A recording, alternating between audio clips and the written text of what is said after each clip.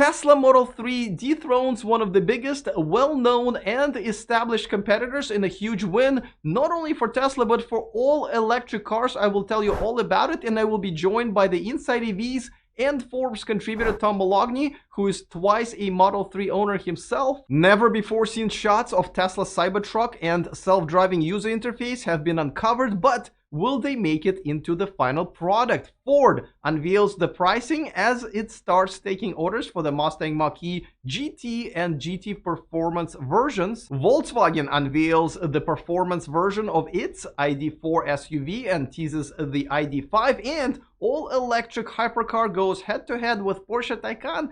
I wonder what's gonna happen. Well, all of this is coming up next. Welcome to E4 Electric, your #1 source of electric car scoop. If you are interested in everything that's going on in a wonderful world of electric cars, well, you came to the right place, so just click on the subscribe button and the bell notification icon so you don't miss anything moving forward. Let's get to our top story, and as Tesla unveiled their Q1 results, the biggest news, if you ask me, wasn't the fact that they're now profitable for 7 straight consecutive quarters, or that the deliveries of the Model S Plaid are expected to start shortly. It wasn't that they made over $100 million on Bitcoin. If you ask me, the biggest news is that the Tesla Model 3 is now the best-selling premium sedan in the world, electric or not. And you know the car that had to beat, the car that nobody for a long time ever thought would be thrown out of their throne. I'm talking about the BMW 3 Series. It's like starting a burger joint and at some point outselling the Big Mac. And yes, I am comparing the 3 Series to a Big Mac because, well, it looks better in commercials than in person, and it is very unhealthy for our children. I'm hungry now.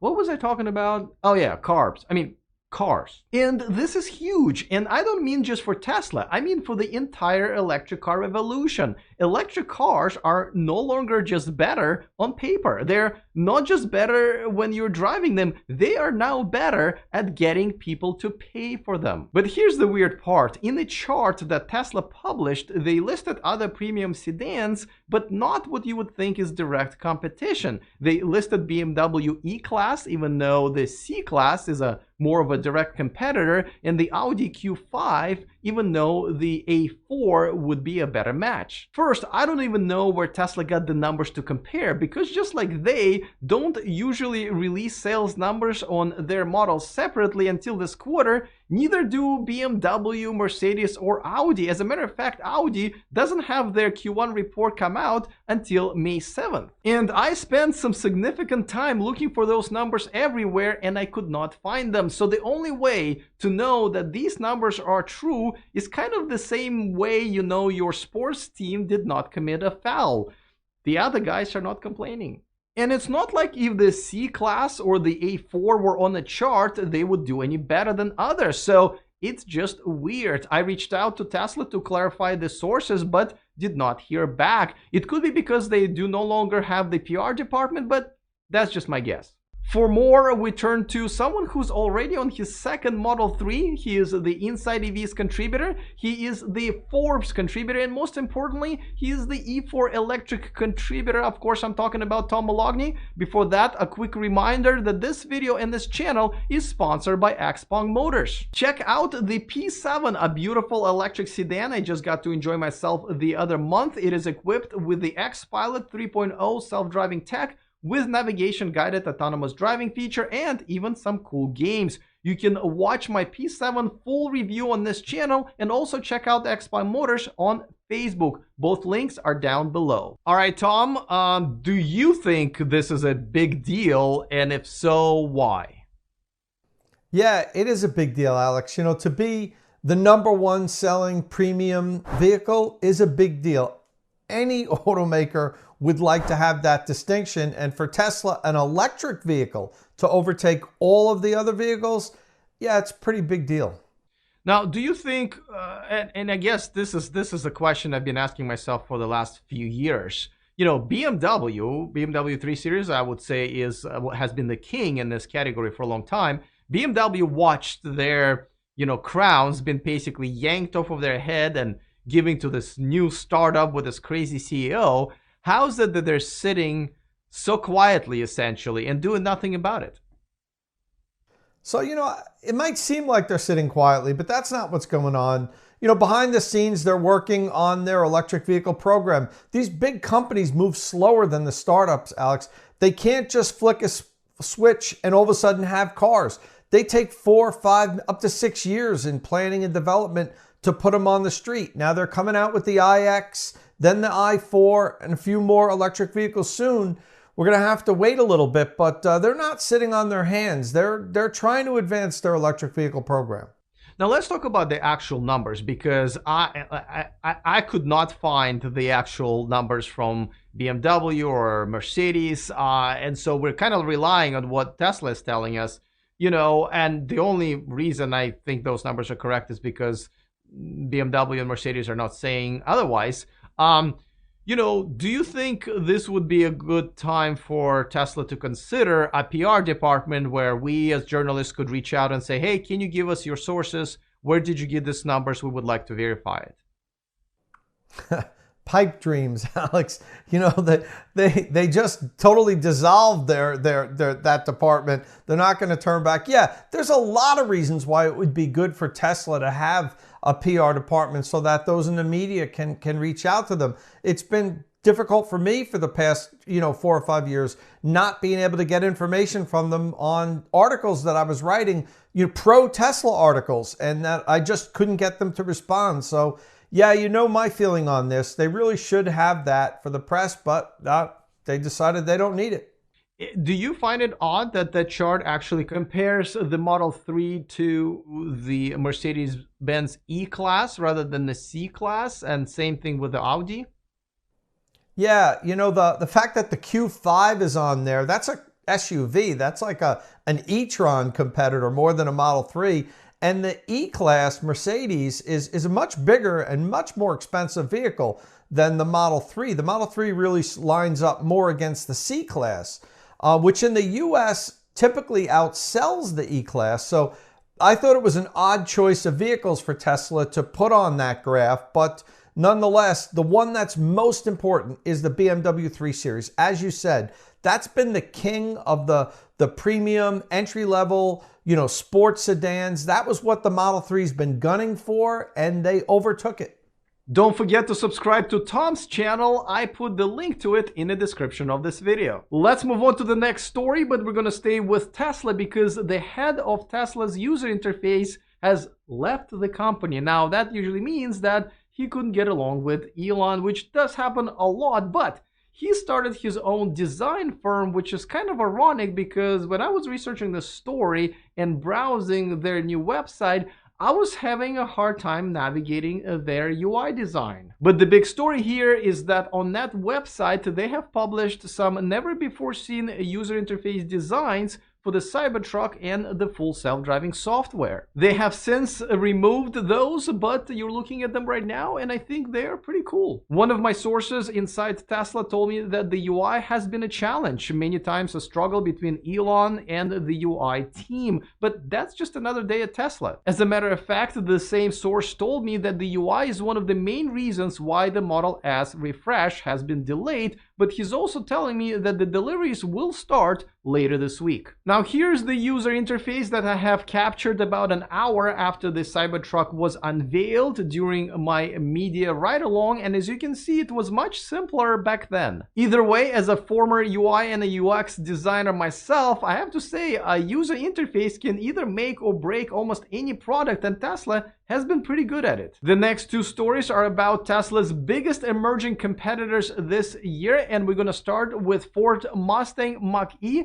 as Ford unveiled the GT and GT Performance pricing as they have opened them for orders. The GT version that goes 0 to 60 in 3.8 seconds will start just under $60,000 and will have a range of 250 EPA miles. And the GT Performance version that will go 0 to 60 in 3.5 seconds will start just under $65,000 and will have a 235-mile EPA range. That is before the incentives, and I gotta say that the Mustang Mach-E GT performance is actually faster than the gas Mustang GT version. In terms of 0 to 60, only the Shelby GT500 is faster, but not by much. The GT models will have their own design accents, including the exclusive Cyber Orange paint color.